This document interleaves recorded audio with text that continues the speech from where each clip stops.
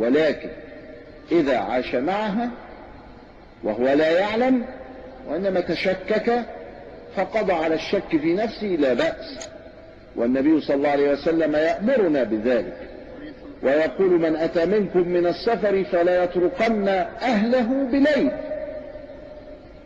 لابد أن تذهب إلى المسجد، تتصل بالتليفون، تقول أنا جاي كمان نص ساعة، احتراما لنساء المسلمين. فواحد من الصحابة ركب دماغ وما طوعش النبي، فطرق أهله بليل لأنه كان شك إن في حاجة، فوجد الرجل عندها. شوف الجزاء الإلهي بقى، فوت الأمور، فوت تفويت من الدين. خلاص عرفت، قدر الله انك عرفت، يبقى خلاص منتهى الأمر. ورجل قال للنبي صلى الله عليه وسلم: إن زوجتي لا ترد يد لامس. يعني لما تفتح الباب تقول له: ازيك يا اخويا، يقول لها اهلا وسهلا، وتضربه في صدره ويضربها في صدرها. لا ترد يد لامس، يعني ما هياش مخدرة كده وعاملة مسافة بينها وبين الناس. في ناس كده. قال له: طلقها. قال له: احبها. قال: امسكها تمتع بها، تحر،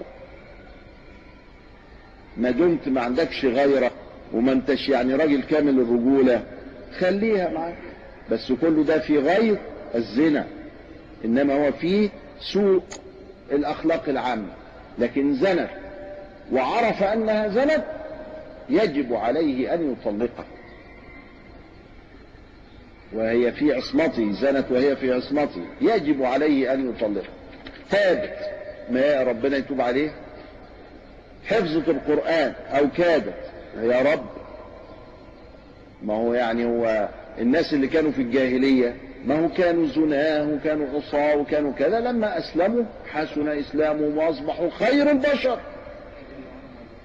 وسيدنا عيسى بيقول للست مريم المجدلية: قال: من كان منكم بلا خطيئة فليرجمها بحجر. واصبحت مريم المجدلية من اولياء الله الكبار، وكانت في القديم. فمن تاب تاب الله عليه. دي عقيدة المسلم، انه من تاب تاب الله عليه. لكن احنا في الزواج ده ينفع ولا ما ينفعش؟ عرفت يبقى ربنا قدر عليك انك تطلق، ما عرفتش ايش ما تفتش.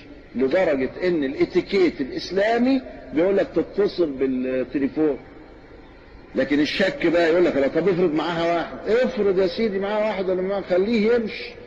اتصل بالتليفون يا اخويا، اتصل بالتليفون. فالنبي عليه السلام علمنا الجمال والحلاوة.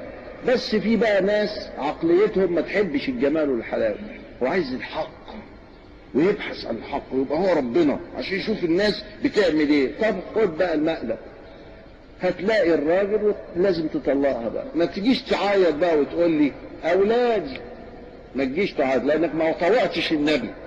النبي بيعلمنا ازاي نبتدي وازاي ننتهي. نبتدي بالايد من غير شك، لا نشك في حد ولا نعمل في حاجة.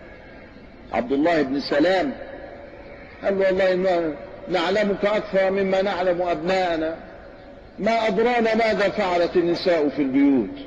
يا خبر اسود، ده بيقول له: يا رسول الله أنا متأكد إنك النبي أكثر من متأكد إن ده ابني، وأنا مش عرفني الستات عملت إيه في البيوت. فإذا الولد للفراش وللعاهر الحجر. يعني واحدة زنت وهي متزوجة، حملت، الولد ده ابن الزوج. طب الزوج ما مش ابن الزوج ولا حاجة، ده جاي من الراجل الزاني ابن الكلب، قال برضو ابن الزوج. بس اسكت، لان احنا ما احناش فاتحينها ديالوج، مونولوج. ديالوج لا، احنا بنشتغل مونولوج، مش عارفين هتقاولني، ما ينفعش. مش هي الجلسة دي جلسة في اتجاه، فكنا انا وانت نقوله كده ومش عارفين هتقاولني، ما ينفعش. مش هي الجلسة دي جلسة في اتجاه واحد، انا اقول وانت تسمع، وانت تسمع وانا اقول. لكن انت هتقول لي وانا اقول لك وبعدين انت تقول لي مش مناقشه، ما احناش فاتحينها سيمينار، ده درس. والدرس شوف علشان انه درس قعدت على الكرسي والكرسي عالي شويه، معنى كده ايه؟ ان انا اللي اتكلم بس. انانيه، واخد بالك؟ وانت تتلقى بس برضه انانيه برضه. انما احنا هنعمل مقاولة بقى، انت تقول وانا اقول واحنا نقول ونقول، ما ينفع. ده اسمه سيمينار. سيمينار اقعد على الارض بقى، ما احنا بعدنا ما تتتات راس براس. نعم اهو كده برضو انت بتتكلم من غير لازم. طيب